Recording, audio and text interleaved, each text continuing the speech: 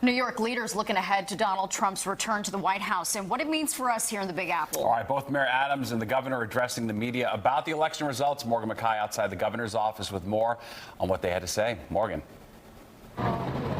Steve, Natasha, both Governor Kathy Hochul and Mayor Eric Adams vowing to work with President-elect Donald Trump, acknowledging the importance of this partnership, but Adams refusing to answer multiple questions on whether he would help or stop Trump from deporting undocumented migrants here in the city. I want to congratulate. I want to congratulate President-elect Trump. Governor Kathy Hochul, Attorney General Letitia James, and Mayor Eric Adams all congratulating President-elect Donald Trump for his victory at the polls. Trump not only gained votes in battleground states, here in New York City, his margin of votes increased by 7 percentage points compared to 2020. We cannot ignore certain populations in our state that feel taken for granted. I understand that.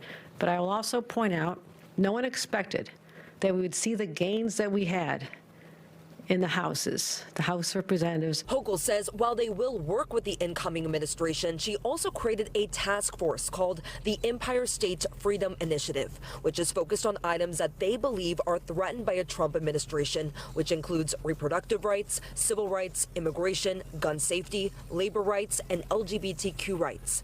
Attorney General James also vowing to continue with her civil cases against Trump, which are on appeal.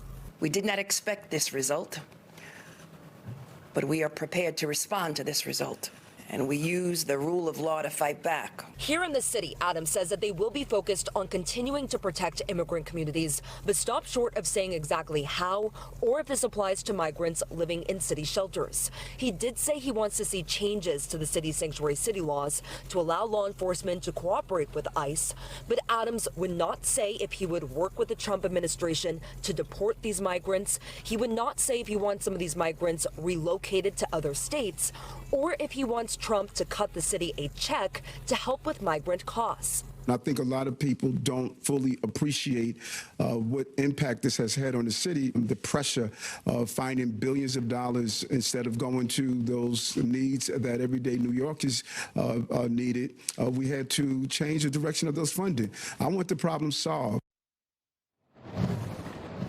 So when it comes to congestion pricing, Hochul is saying right now, because transit leaders are urging her to unpause the pause on congestion pricing, she's making no promises right now. She says that she will come up with a plan to fund the MTA before the end of the year. Reporting live, I'm Morgan McKay. Steve, Natasha, back to you. Hey, Morgan, so did Adams comment on if he wants Trump to help him out with his legal troubles? So there are reports that Adams' legal team is hoping that Trump will step in when it comes to his legal woes. Adams didn't say anything about that right now, but Adams' legal team really pointing at some of the comments Trump has made in the past, saying that Adams has been persecuted by the Justice Department. Now, one thing I will highlight is that the attorney leading the case against Adams, U.S. Attorney Damian Williams, he's a Biden appointee, so it's likely that Trump, if he were once he steps into office, that he could remove Damian Williams and that the next U.S. attorney won't take up that case. Interesting. All right. Thanks, Morgan.